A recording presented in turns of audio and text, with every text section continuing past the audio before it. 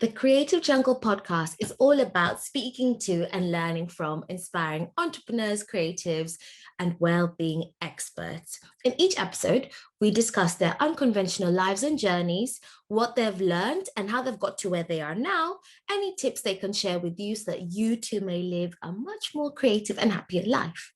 The podcast is brought to you by us, Dan and Sam.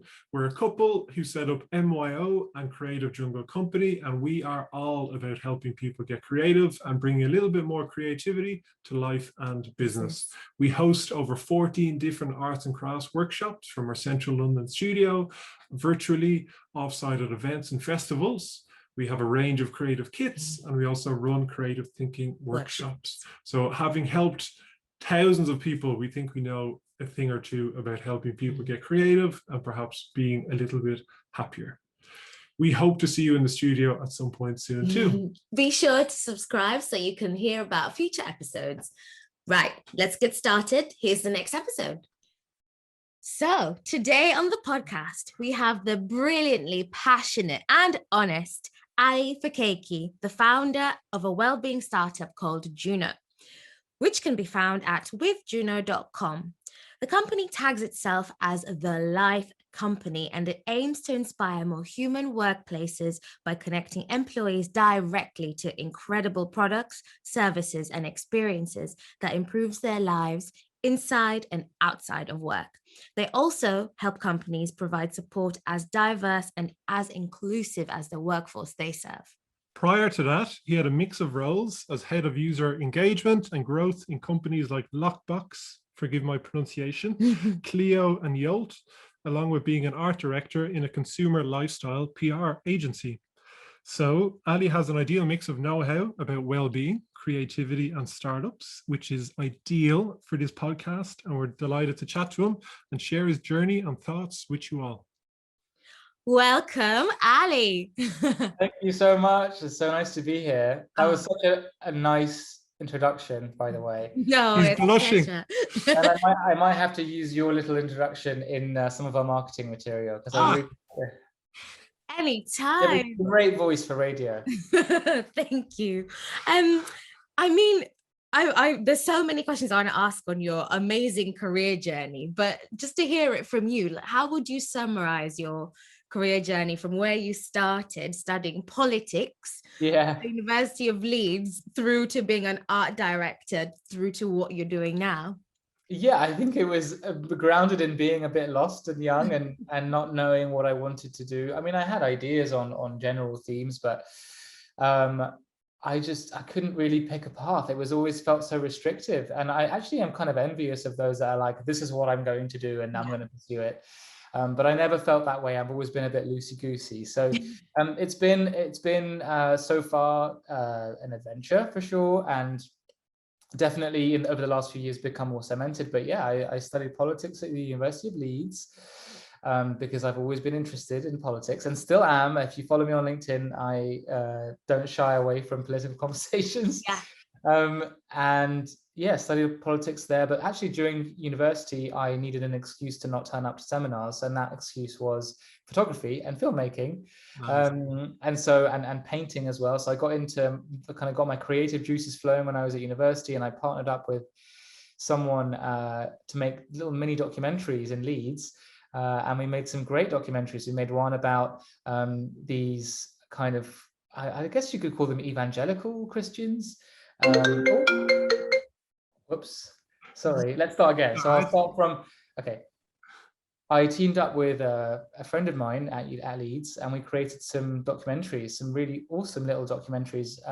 So one of them was with, I guess you could call them evangelical Christians. They were like this group of Christians in Leeds that would like open up their student home to like people that were in need of like housing, and they would like feed the homeless, and like just a very different lifestyle to normal students. And like we really loved that story, and we made a really cool documentary about that, and we made a few others about kind of like interesting stories in and around campus. Amazing. And that kind of moved on to photography. And then after I left university, I was going to pursue a filmmaking career.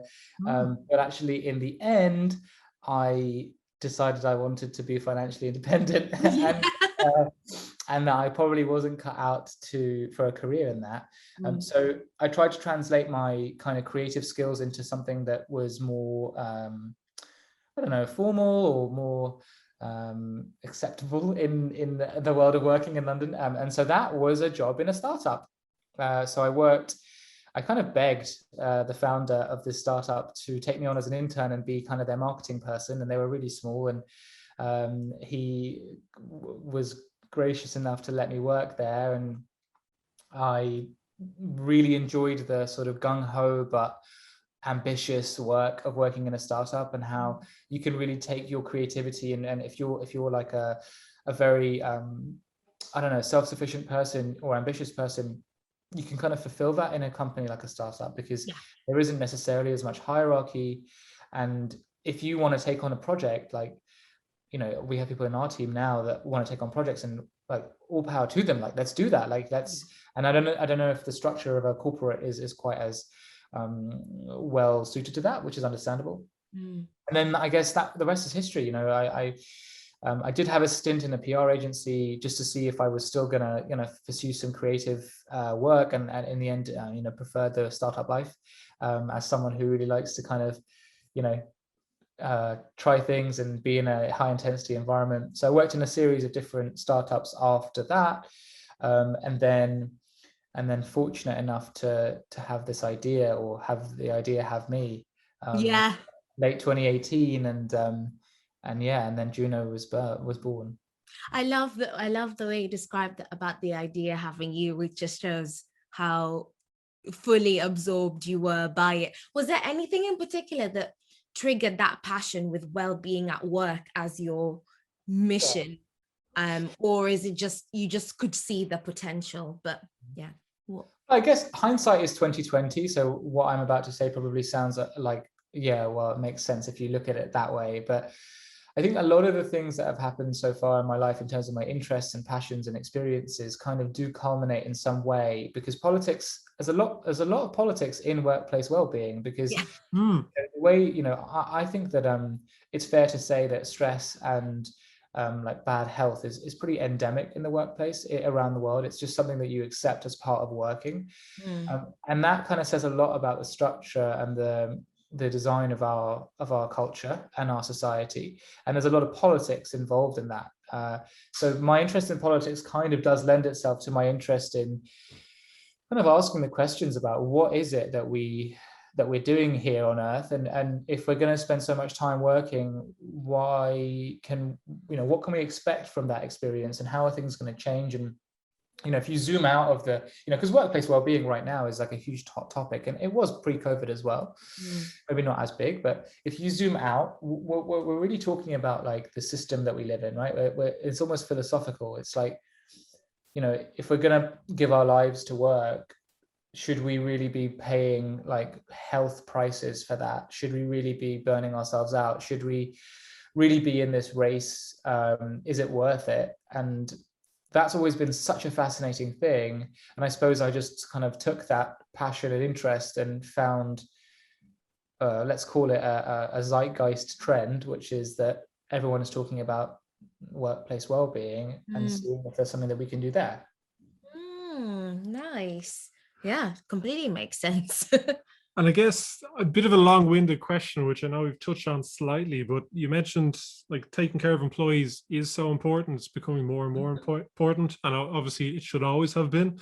But kind of given staff turnover and jobs not being for life as much as they used to be. And this is more for kind of skeptical people who are listening going, why should I invest lots in my employees if they're going to leave after 2 years? Yeah. What would you say to that?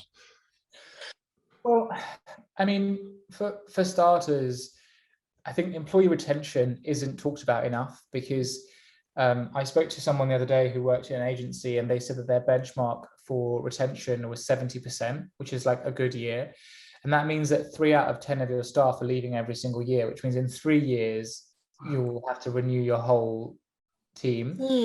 And as we know, not only does it cost lots to replace them, but also you're losing a lot of like passion and knowledge in the business. And it's super important to to make sure that people feel like they're in an environment that cares about them. And I think the pandemic has really kind of shifted our perspectives, because we realized that, you know, through the furloughing and redundancies, not that they could have been avoided a lot oftentimes, you feel as though there's a huge change in the way people see work, and actually think, oh my God, actually, when the SHIT hits the fan, it's not necessarily that we're in a safe position as people. And that's kind of a tough thing for people to reckon with. But why should they do it? Well, look, some companies look at it from an ROI perspective. I like to think of it as the right thing to do perspective. You know, when we look at office space before, it was like, well, you just had to get an office. That was just the way it was done. You know, how could you not? Yeah. And I think that we want to look at well-being in the same exact way as that. We want to look at well-being as, you know, we're doing this because we should, because we ought to, we have a duty to do that. But then, you know, other companies don't see it that way, and that's absolutely fine. I mean, there is obviously a very credible ROI on spending on your staff. I mean, if you can spend a few £1,000s a year on keeping your staff happy and healthy and motivated, and you can keep one of them, well, you've already got your money back. Yes. So there are ROI things. I tend not to, like, our website is very scant on numbers. Yeah. And that's a conscious decision, because some of our competitors and copiers like to talk about how, you know, every pound gets £4 back, and as dubious as that number is, you know, even if it wasn't dubious, I want to kind of give the impression to clients and to those that are interested in what we do, that it's about doing it because it's the right thing to do, and then it's your duty as a business, rather than it's going to make you money. And it will, but it's about doing it for, that's not the focus. Yeah. So kind of attracting the right mindset, and kind of just mindset is key. That you want to have happy employees. It doesn't matter. Exactly. And if it does cost money, which it doesn't, but you just want to be taking care of them as if they're a family, I guess. I used to work in Virgin, so kind of Richard Branson obviously is all about putting on fun things, investing in people, having well-being budgets and all that kind of stuff. So I can see the power of it. Personalized mugs. Yes. Just an extra touch. But yeah, how does Juno work then? So we've been talking about the backstory and a bit about the benefits of it. How does it work, and what's a typical use case for this? So Juno is very simple. We give choice and flexibility directly to employees to define what well-being means to them. Now, in layman's terms, what that means is your company will sign up to Juno. They will set an allowance every single month for you to spend on the platform.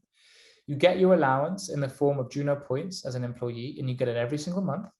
And then you can spend your Juno points on the platform on whatever it is that makes you happy, from childcare to organic food delivery, to therapy, to a masseuse. You can get yourself a course in learning a new language. You can use your points towards vitamins. You can get a DNA test if you wanted to. Like, oh wow! You can get feminine health products. You can get your laundry picked up. You can even get an Uber home. You know, so it's all about connecting you to a world of really incredible products and services that are meaningful. You know, it's not about perks. It's not about vouchers. It's not about getting 5% off at Halfords. You know, it's about what is it that a normal variety of modern professionals, from the 21-year-old graduate to the 55-year-old, you know, exec, from the person living in, you know, Tower Hamlets to the person living in a hamlet in Gloucestershire, you know, or in Lagos or in LA or in Mexico City, you know, what do they need to enjoy their lives inside and outside of work? And our mission is to find that out and to connect people to those things. Yeah, absolutely. I love that mix of things, you know, almost everything you said, I was like, yeah, I do that, I'll need and I love that it's the focus of that everydayness and putting it somewhere. And I imagine that just gives the impression of a company that's looking after their employee holistically. Yeah, you know? In your lifestyle. Because I remember once I did a talk at General Assembly, and I asked, like, I was 100 people maybe. I asked a room full of people to put their hands up if they felt like their well-being was being impacted, or it wasn't very, you know, it wasn't good well-being or whatever. And it was a smattering. It wasn't a lot of people. And then I asked them to put their hands up if they felt overwhelmed. And honestly, everyone put their hand up. And, you know, that's what we're talking about when we're talking about well-being. My problem with the term well-being is it's like very middle class, very Parsons Green, very like Parsons Green. It really is. And no hating on Parsons Green. I lived there for like 4 years, but I know, so I can talk with authority. Like, well-being has become like this domain of like middle class white women, frankly. And actually, it's been destroyed. Like, what are we actually talking about when we talk about well-being? You know, we're talking about people's lives. We're talking about people's feeling of fulfillment. We're talking about people's right to live with dignity, like, and not feel like they're enslaved to their job. Like, that's what we're talking about when we're talking about well-being. And we want to provide services that actually genuinely impact people's lives. You know, we have single mums in Sunderland using Juno to get food delivered for their kids on the Sunday night. We have lonely people living in a studio flat who've been locked away for the last 9 months, who are doing Airbnb online experiences and like learning how to cook and meeting new people. Like, that's what we're talking about when we're talking about well-being. It's not about, you know, belly breaths and lunges. Absolutely. I guess on that, is there any activities you've put on the platform that you might have been a little bit skeptical about that just people have loved? That's like, nobody's going to be interested in this, but then it's put on and you're like, oh wow, people have really loved people this. have redeemed this, their points against. Great question. It's a great question. You know what? There's never been a complete surprise. We've not like fallen off our chairs, because we always are quite methodical about what we add. But because of the pandemic, I think it's shifted a lot of people's priorities. And we noticed that there was a huge surge in food, like orders, like nutrition orders, after the pandemic. So before, it was like Barry's Bootcamp and those sorts of things. But now, since then, it's been a lot more about like delivery. One of the things that was super popular was in the winter was sad lamps. People went crazy for the sad lamps. They were like, wow. Yes, the light. Yeah. When you say sad, I was like, oh, okay, I know what you mean. Absolutely. And I feel like everybody's also talking about vitamin D from inside a lot, you know. Yeah. Because you must, just by doing what you're doing, you over time you'll become even more of an authority in the well-being space, because you will spot the trends. And like, as the platform grows bigger and there's more suppliers, that's really, really powerful, because there'll be a point where you're almost setting the trends, or like you're spot things a year ahead. And also our members aren't price sensitive, right? Not to use like a boring MBA term, but like, because everyone's getting points from their employer, it means that it's almost like asking someone like, what would you get if money wasn't really an object? Like, it is an object, but, you know, for example, self-care, and we go back to the goop analogy, or the like well-being being Parsons Greeny, is like, the truth is that, well, self-care is expensive. Like, massage is expensive. 80 pounds. Therapy is expensive. Yoga is expensive. And so what we're trying to do is make it a no-brainer for an employee to say, you know what, I don't have to worry. I'll get myself a therapy session. I'll get myself a vitamin box. I'll get myself this, that, or the other. I'll get myself an organic food box delivered, because I don't have to come out of pocket to do it. And that means that those brands realize, okay, if money is no object, or if it's funded by an employer, look at the different look at the different behavior that employees or people in general are displaying. Yeah, absolutely. The next question here is kind of leading on a little bit from that, is like, how much money do you think companies waste by doing very generalistic broad brush, like, let's have a yoga session once a week, or whatever the case may be? I mean, all of it. I mean, we are so strongly against any kind of prescription. So, you know, I don't know if you saw, but Ogilvy just recently like a webinar once a week. What is this? And they're an advertising agency. They're in they're like at the peak of the creative world, and the imagination, the lack of imagination that they show. And just for the listener, Ogilvy is a good example, because they've just launched a wellness program called 100% You, which, when you listen to what it is, it sounds like it's 100% not you that came up with this, because no one would do this. It's a weekly seminar, and this is like them saying, we really care about employee well-being. We've invested in technology, we've invested in buildings, and now it's time to invest in our people.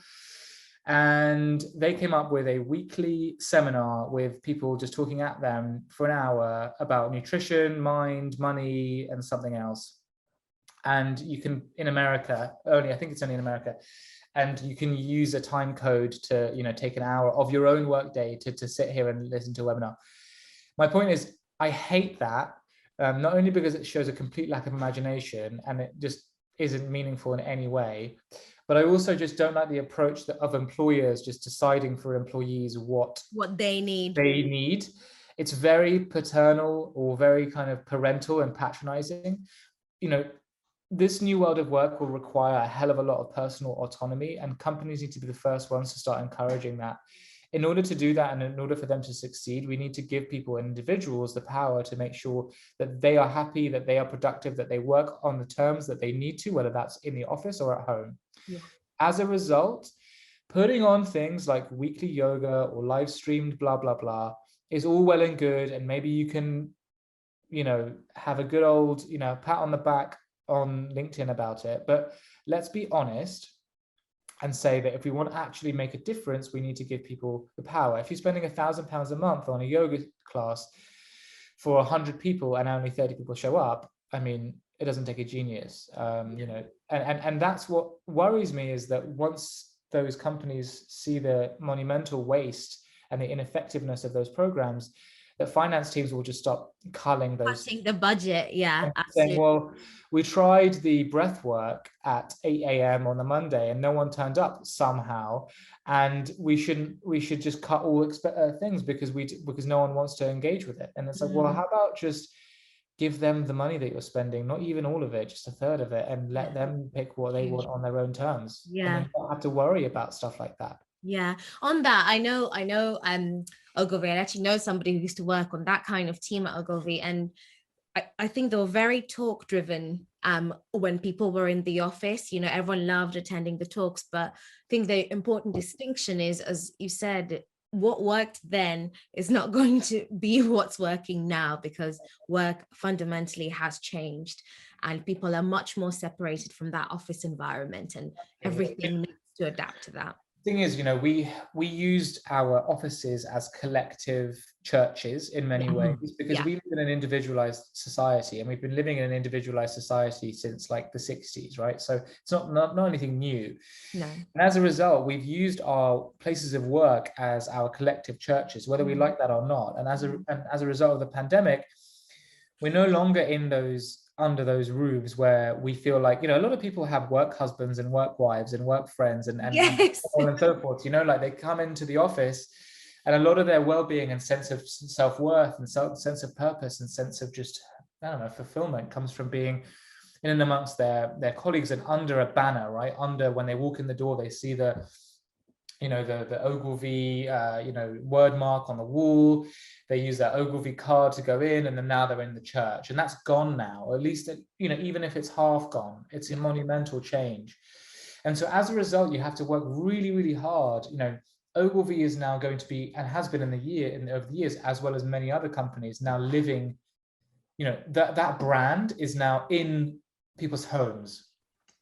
And so if that's the case, then you could argue that their employee engagement reaches further than 9 to 5. It reaches into the childcare, it reaches into the loneliness of their staff. And they do have to have more imagination. It's not that hard, in my opinion, to actually make a difference and to actually impact people's lives. I don't think, it's that hard at all.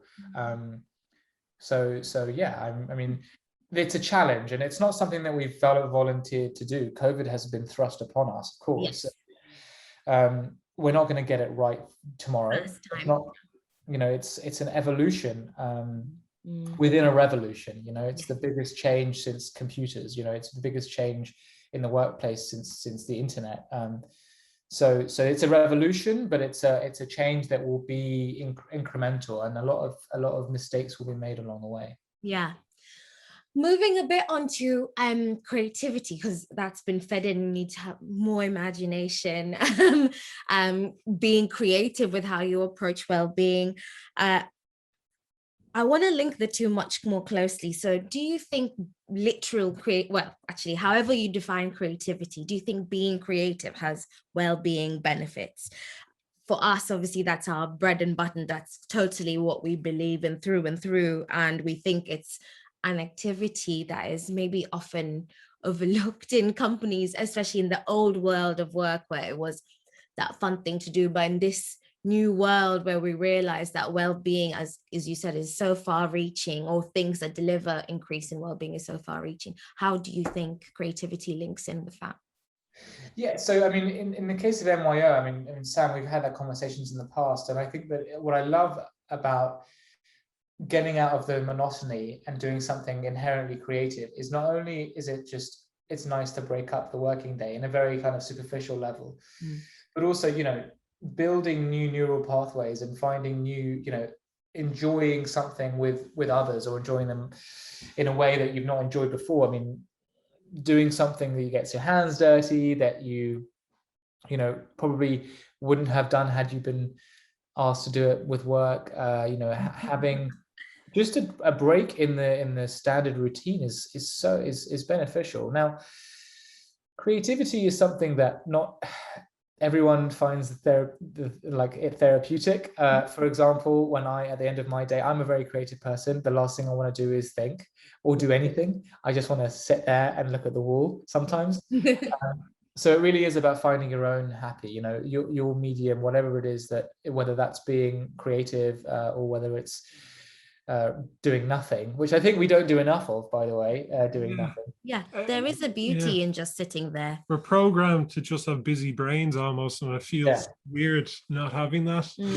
Yeah, exactly. And that's all been sort of jacked all the way up because we're so screen oriented that, you know, for the first time in human evolution, we get like this amount of stimulus, you know, in multiple doses, multiple times a day. I think our serotonin and dopamine receptors are just like, what is going on? I wonder how we're going to evolve in the future, like how our brains will evolve in 10,000 years if the planet is still a thing. Yeah, definitely. And how our sort of like actual happiness receptors, or our like well-being in our brain, how will our brain evolve based on the new, you know, because that's one of the things that they say is about the modern anxiety problem, is that we are using like 10,000-year-old, 20,000-year-old brains for 2021 lifestyles. Being triggered constantly by this. We're literally like on crack all the time. Kind of once behavioral psychology fed into startups, I think it's exploded, and just so many places grabbing your attention. I read a thing yesterday which I found interesting, which kind of touches on this, about there was a group of people in France got put into a cave for about 3 weeks, and kind of they had lighting and stuff in the cave, but there's kind of no phones. They just, about 15 to 20 people went down for 3 weeks with nothing, just with literally and they had to like entertain themselves. They like, I think a bit of food was brought in, but largely just away from society in a cave.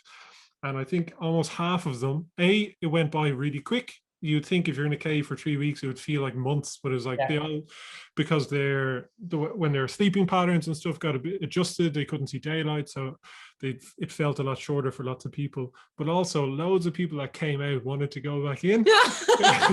Really? And it's just, when I heard that, I was like, there's just something wrong with the way society is structured. And touching on the brain thing, or like so many people's brains just can't handle, totally understandably, everything that's going on. It's just information overload, there's work stresses, there's all sorts of things. That's absolutely fascinating. They wanted to go back in a cave because modern day life is just it's too much.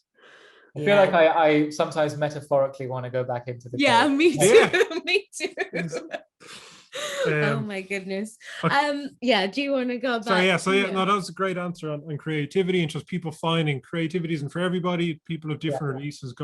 Look at a wall, go for a walk in the forest, swim, whatever. There's tons of different ways. And actually on that, I read something, you know, being bored is really good for your imagination, which again is something we don't appreciate. Not being constantly stimulated and taking things in is really for harnessing your imagination. Like that's the classic, where do you come up with your best ideas? Lots of it is in the shower or on a walk or something like that for tons of people. Just getting away from Well, one thing I didn't mention is that when I first started Juno, I left my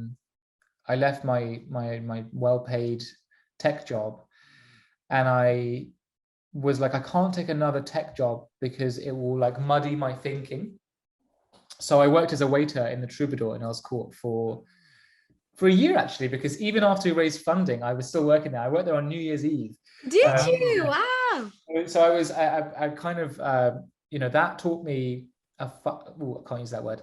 Oh, you can swear. You can. It's okay. That taught me a fuckload about life and about work and about identity, because I'd be talking to I'd be waitering, and I'd be like waiting on a table of young people that clearly like had jobs similar to mine, and they would be talking about it, and I would be like, don't mention anything, just you're the waiter and that's okay, and you don't have to say, oh, I've got a startup too, or anything like that. Like, there's no reason, what is it that's wanting, what is it that makes you want to say that you're not just a waiter? Like, and the people that I met in that restaurant are the best people I know, they're, when you talk about flat structure, all these organizations, no, a restaurant is a really is the flat structure, or at least the one I worked in. But yeah, so doing that gave me the chance that in the evenings, or if I was working evenings in the mornings, I would have because I would be thinking constantly, whilst working, about kind of how I could build the brand and the business. And that was a really nice way of me being able to work things out in my head. Nice. Yeah, no, that makes tons of sense. It's just giving your brain the space and the energy to process things and work on ideas. And that actually leads us really nicely to the next question, because as you said, running a startup, and as you know, requires so much creativity and creative thinking and constant making of decisions.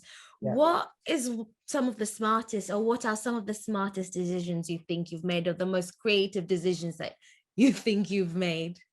Oh, that's a great question. No one's asked me that before. I mean, look, we're so at the beginning, so I think that they're still to come. I think one of the things I learned, and this kind of flips your question on the head, is that the dumb decisions that I've made are the ones where I didn't really make a decision at all. I made like half a decision. And because of fear, there have been times where I've been really non-committal with certain things. Like, I've been non-committal with hiring someone, I'd bring them on part-time, or non-committal with a partner, or non-committal with an initiative or a program. And I think that is something that I wish I'd just made the decision at the time.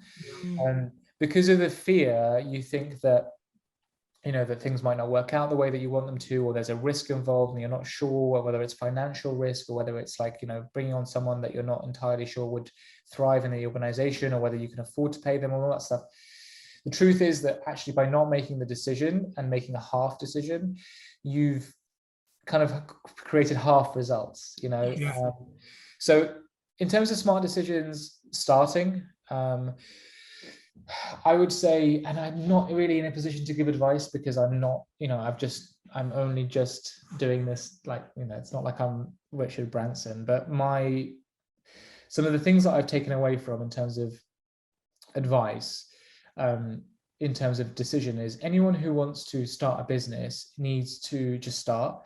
And I know that that's a really annoying thing to hear, but a lot of people I speak to say, so I have this idea, okay, this is the idea, okay, I need £50,000 to build it. And it's like, okay, well, there you are. So that £50,000 is your mental block to not doing anything. It's your excuse. Your excuse is, I can't afford to build it and I need £50,000. The truth is you don't. The truth is you can probably start a free, whatever it is, you distill your business idea into something that you can build for free and build a community around and start getting a bit of traction. The most important thing is to get people to care about what you're trying to solve as a problem, and do it in the most cheap and easy way possible, which is what we did at Juno, and that worked for us, because that way you're just doing it, right? So just doing it is one of the smartest decisions. But then, to flip the question, I don't know if there's been like these absolutely artful decisions I've made up until now. I mean, one of the things that I would say worked out well for us was during the lockdown, the first one, we started this kind of food drive, essentially. Oh yeah, yeah. Tell us about that. So I don't know if you remember, I'm sure you do, but when we first had the first lockdown, Boris kind of recommended that we all do our shopping online. And because all the supermarkets were shut, or at least they weren't shut, but they were like long queues, dark and long queues in it. Yeah.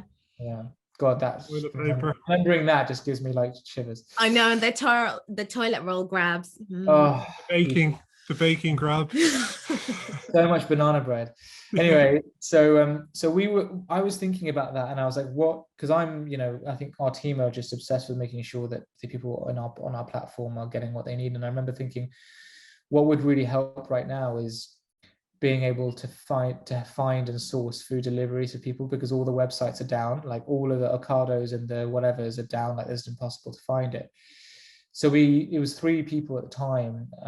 So me and my colleague basically just hunted every hotel caterer, every food box delivery company, every like local grocery store, or whatever, and just quickly partnered with them to provide like food to our members. So yeah, that was awesome. That was really cool. I really enjoyed doing that. It felt very fulfilling to help people. And we had people that were self-isolating, people with elderly parents, like to be able to kind of do that was a really incredible, that made the pandemic, especially the beginning of it, feel like we really had a purpose, and that kind of put us on the map in a way. Yeah. Nice. What I love about that answer is that is a creative answer, in the sense that you made something of nothing that wasn't, you made something that wasn't there. You saw a problem, you saw people that needed it, and you made it happen. The quick commitment that you did as well with your team, just saying, you know what, let's do this. Whoever I can grab to partner with, let's do that. And then they're doing it together. Yeah. I love, and I can just imagine how fulfilling that was. So it was amazing. It was so rewarding. And kind of on that point, like, 2 things jumped out for me. Is one is kind of almost using the company and the structure you set up as a vehicle, and it's adaptable and doesn't have to follow the path that it's set out to do, which can be really helpful.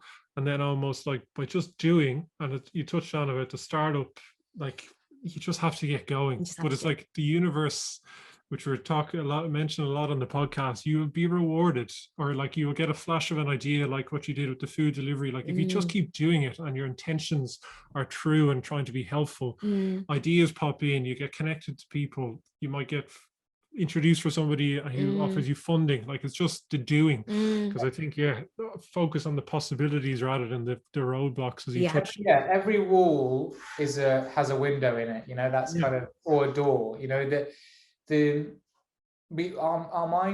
brains kind of love to play tricks on us, and I'm not someone that is completely averse to this. Like I have the same problem as well. Our brain loves comfort and self-preservation. Our amygdala and our like lizard brain is really into self-preservation, as obviously, because that's why we're here on this earth, and doing difficult things and putting ourselves outside of your comfort zone is comfortable, and that's why it's called a comfort zone. But opening doors and just going through walls if you need to, and just doing stuff, like it's always easier to steer a ship that's moving than to move one that's just standing still. And that's kind of, I'm not, again, it's difficult for me to kind of sit here and say at 29 years old that I figured it out, but in the last sort of 8 years, let's say, I've just done a hell of a lot of random stuff. And, after Juno, there'll be something else random. Maybe I'll go back into filmmaking. I don't know. But you kind of just do the things that make sense in the moment, and then not overthink things. And then, you'll look back and go, wow, serendipitously, that decision was actually the right one. And I don't think I can look back and say I have regrets over any decision or anything, So yeah. Absolutely. There's one favorite quote. I don't know where I heard it or whether I've just made it up, but it's inspiration has to find you working, or inspiration finds you working, which I really love. Yeah. On to a bit of a serious question, and then we'd love to chat about kind of your own well-being and your routine and stuff like that, because I guess you've first dibs and all the things on the platform, which is quite fortunate. But just it's a relatively serious question, I guess. It's kind of, in a company, the well-being initiatives are really important for keeping people engaged and healthy and happy. But kind of almost behind that, there can be a lot of structural things or fundamental things in a company, which as they flow down can cause a lot of stress, whether it's having very unrealistic timelines on projects and under-resourcing things and not investing in the right place and all that kind of stuff. Do you have any tips for kind of leaders or managers that are listening to be more empathetic and run happier teams and companies? Yeah, plenty. So I actually met the CEO of Staffbase a couple of weeks ago, this German business, and his name is Martin, and he said something that was really interesting and kind of was very poignant actually, which was that companies shouldn't be focusing on like employee engagement as much as focusing on like storytelling. And I think what he means by that is essentially like his platform is a communications tool for businesses, and they can build their own apps and they can sort of share company news and build stories around what they do. And I think that because we are so story oriented as a species, it's really important to continue from the top. You know, if we're going to talk top down from a brand perspective, that communication and that storytelling is super important. Obviously, transparency is super important as well. Now, I'm obviously going to say the thing that I would always say, which is that choice and flexibility is the aim. Okay, companies should be aiming to democratize as much as they can. Now, you know, flexibility is something that has been hugely, you know, talked about pre-COVID, and now it's like, right, we're here now, we have to deal with this, we have to do it, we have to actually, you know, embrace it. And flexibility isn't about the logistics. I think it's about changing the dynamic between businesses and their teams. And so senior leadership have to kind of accept it's kind of sink or swim here, you know, seeing businesses that kind of, look, everyone has a right, you know, private companies have a right to make their own decisions and make their own, what they think is right for their business. And I wouldn't sit here and say that senior leaders or anyone in the business has the wrong intentions. I wouldn't argue. They always have the right intentions, which generally is for the business to succeed.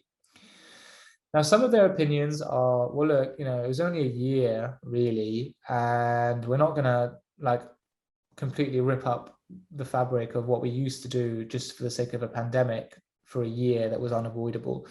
So let's get back into the office, not pretend like it never happened, but generally not really give much credence to this huge upheaval because it's, you know, it's only been a year and so on and so forth.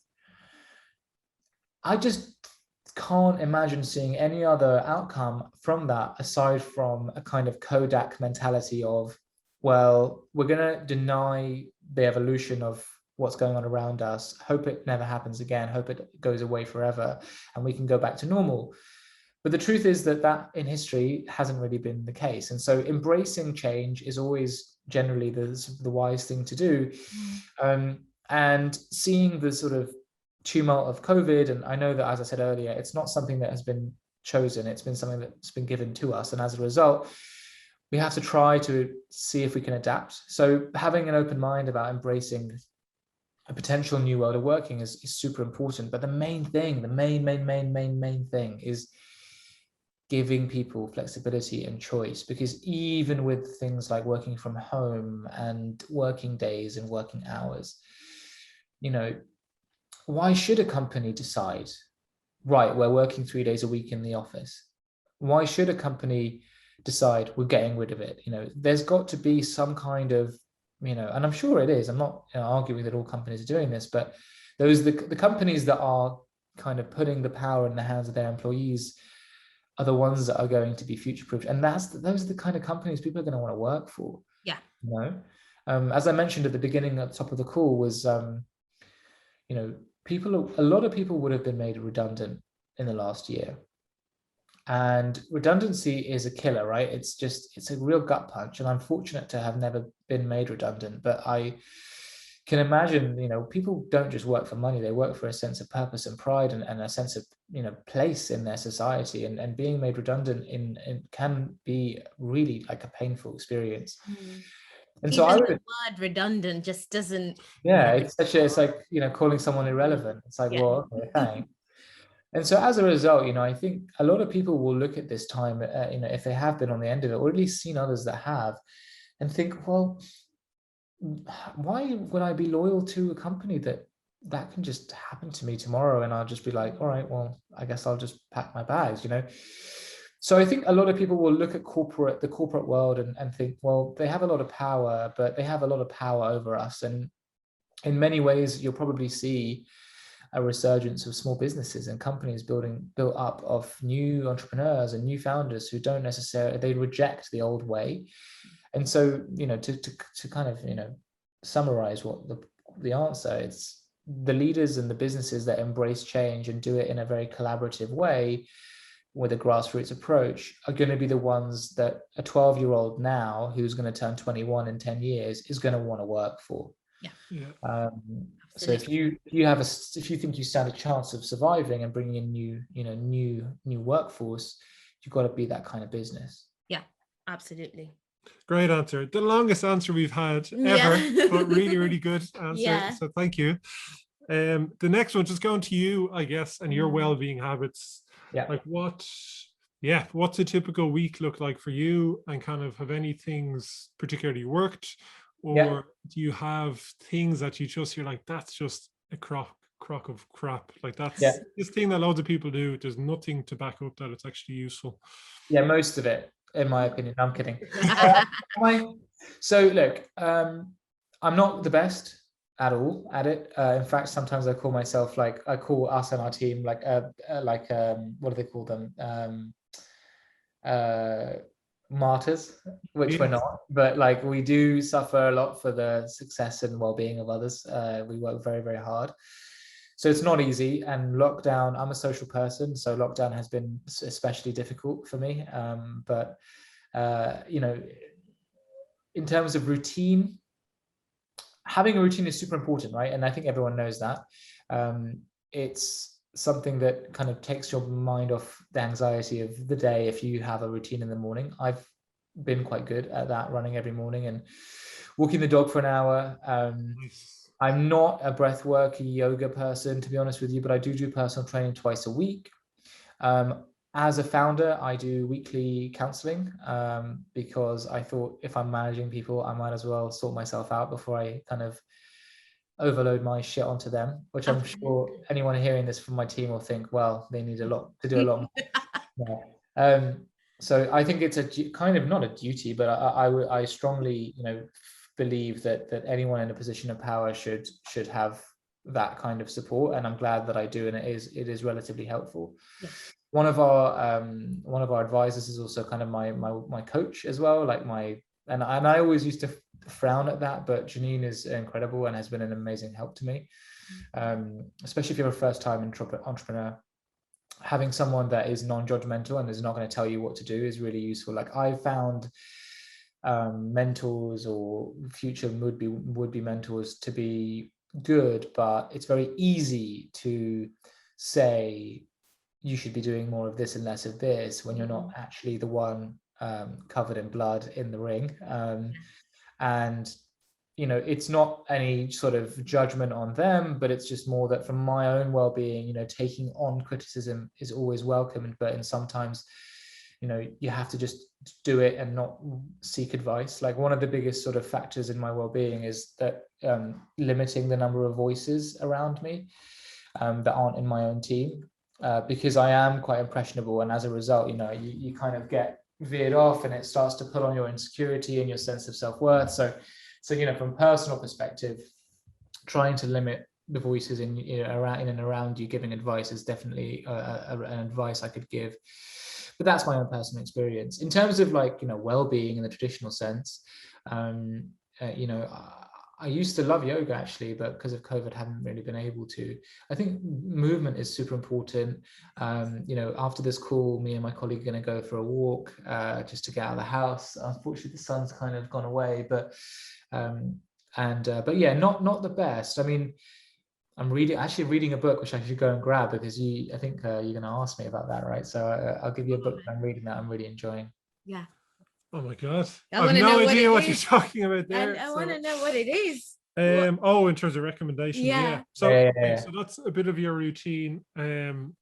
I think, and it's probably the same with everybody. Everybody can probably feel like they're doing Mm, more, but yeah. at least you're doing a lot, Yeah. which is really good, because it's, I think people can feel it needs to become an all-encompassing thing, taking care of their well-being, but just doing something and trying to do something daily can have a huge impact. Yeah, I whatever love it that is. you have that daily practice. I think that's a consistency over quantity.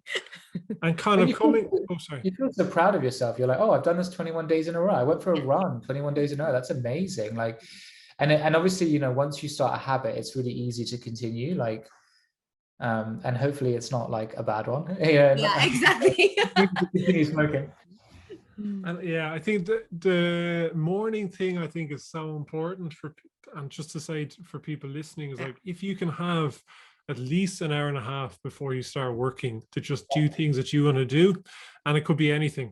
I think it's so important to just settle yourself. A lot of people, especially now, get up half an hour later, they're on their laptop and they're working. And I think you're not really setting yourself up to succeed for the day. So just kind of having some time before your working day can be really, really helpful. Yeah. Okay, recommendations. So let's do some recommendations, whether it's books, podcasts, whatever the case is. And then if you could share where people can find out about what you're up to and any kind of exciting things coming up, just to wrap up, that'd be fantastic. Let me go and grab the book. Hold on. Okay. Yes. Any predictions from listeners? Let us know. Yeah, I think it might be Atomic Habits. Oh, Just because that's a good one. That's a good one.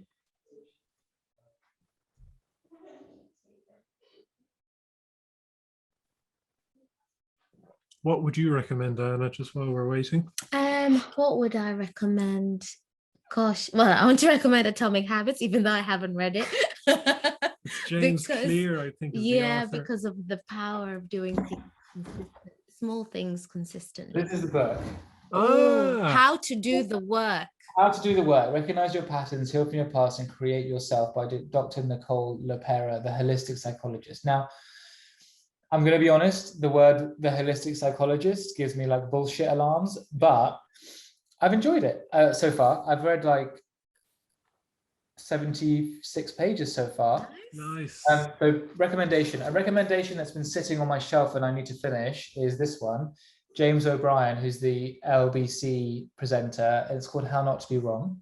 And it talks about how like his schooling has been a big kind of influence on the way that he is and the way that he kind of, because obviously this guy, you know, he's built his whole career on disagreeing with people or at least putting people in their place. And there's a lot of psychology and there's a lot of pathology that kind of creates that kind of person. And I found this book, I haven't finished it, but really fascinating.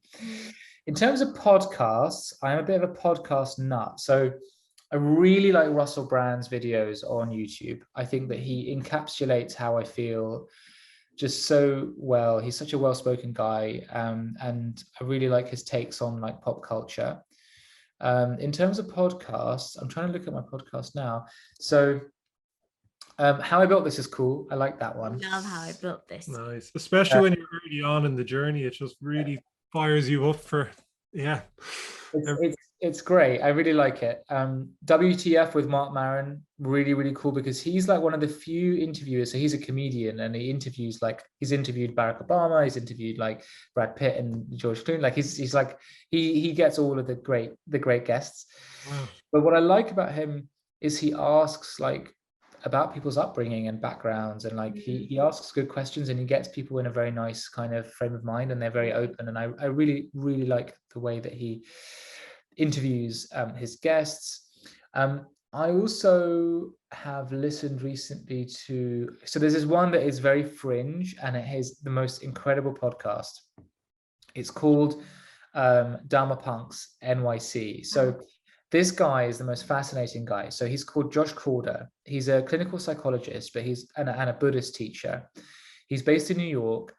He used to be a proper punk rocker. He's covered in tattoos, like face tattoos, arm tattoos, was an addict, I think, in his 20s, super like, you know, like hardcore, and then, you know, finds Buddhism and becomes a clinical psychologist. And he does these talks and he does them for free. When I was in New York, I went to see him and I couldn't believe that there was someone I was listening to for 5 years in front of me, and I didn't even say hello. I was like, I'm just going to leave him, little minor celebrity in my life. But the guy, he is incredible. So he talks about things like, anxiety, loneliness, feelings of resentment, feeling, self-worth, attachment, all these things. But he does it in such a way that's very easy to understand. And I really highly recommend his podcast. So I could send you the link, but it's Dharma, Dharma, Punks, Punx, NYC. And I've been listening to that for the last sort of six years. And it's been an incredible, I mean, it's like, I don't know if you've ever heard anything where you're like, yeah, I feel that way. That's exactly the way that he encapsulates it is really, really, really good. Nice. No, definitely check that out. Because I think on a lot of that stuff, there's like, if you're not depressed, like clinically almost, get over it.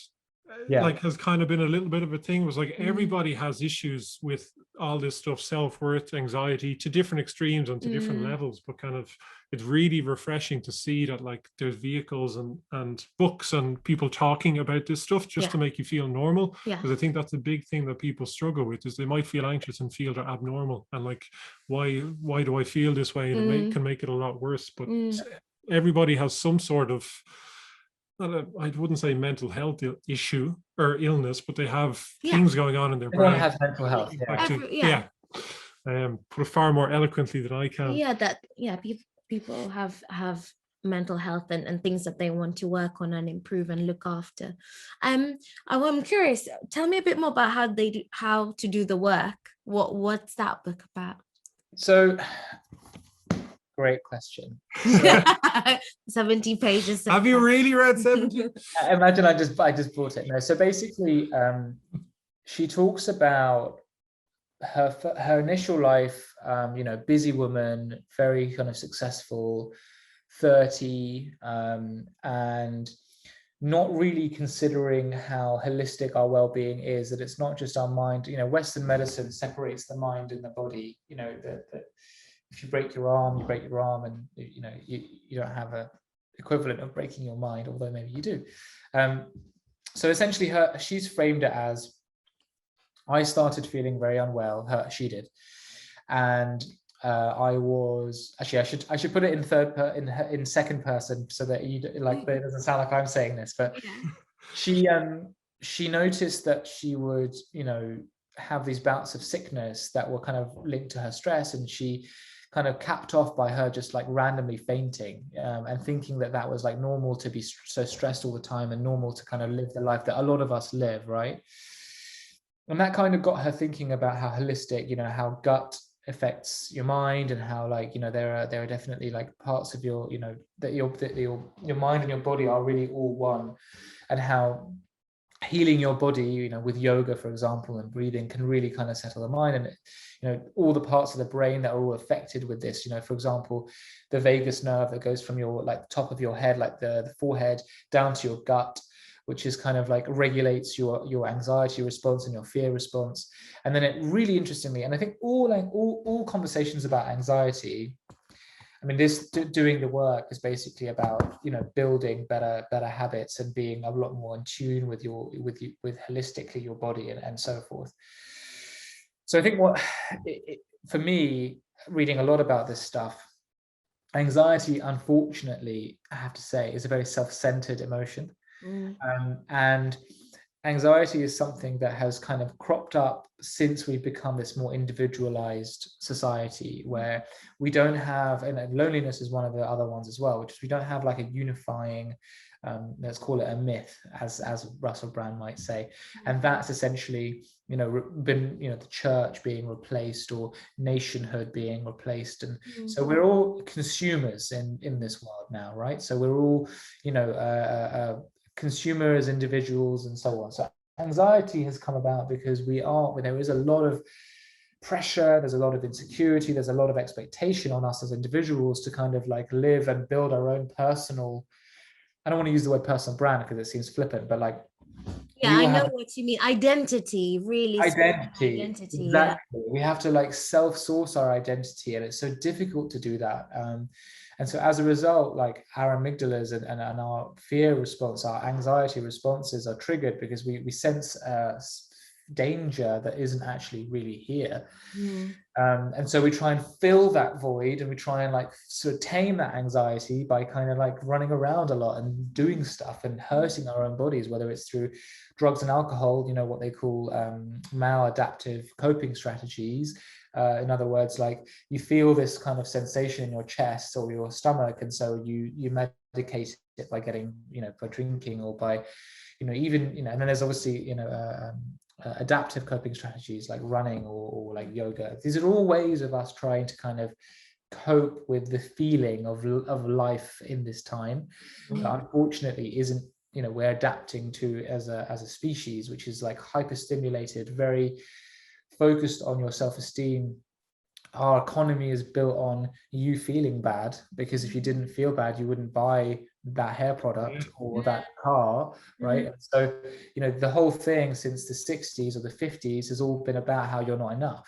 And so if we feel like individualized, we're not enough, we have to build our own personalities, we have to be these productive like entrepreneurs. All of us has a business inside of them, as that charlatan Gary Vee likes to say. Like not right, it's a lot of pressure, it's a shitload of stuff that you have to, like as a young person especially, like how do you, you know, it's harder to find love, it's harder to have children, it's harder to have like some kind of family unit. So how does a young person deal with that, and add on top of the expectations, the economics, the threat of climate change, the threat of fucking terrorism, like God, like There's it's a lot. Yeah. So, Yeah. I kind of, to be honest, I don't even watch the news really anymore. I just keep it once a week, have a look, see what's going on BBC, because you just get sucked into things and like it doesn't matter. Yeah. And it's like, yeah, if I didn't see that, everything would be fine, and I'd have more energy to what I'm trying to achieve. Absolutely. So to kind of wrap up with Juno, where's the best place for people to find out about the great stuff that you're doing? Yeah. Anything exciting in the pipeline coming up? Yeah, absolutely. So website is withjuno.com. So withjuno.com. You will learn all about what we do. If you are a business owner or managing director or HR person who's interested in learning more, you know, there's a link on our website that will get you in touch with all of our team. We are also on LinkedIn, and you can look me up on LinkedIn as well. I'm sure there'll be a link in the about part of this podcast.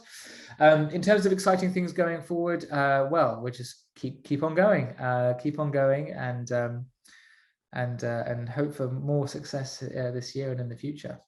Brilliant. It's been incredible seeing your journey, Ally, over the last 2+ years. There's so much good stuff on the platform as well, so if you're listening, be sure to check it out. Recommend it to your employers, HR person, to your management, anyone in the company, because I think everybody would benefit from having the platform in their company. But thank you so much. Had such a great time. Really.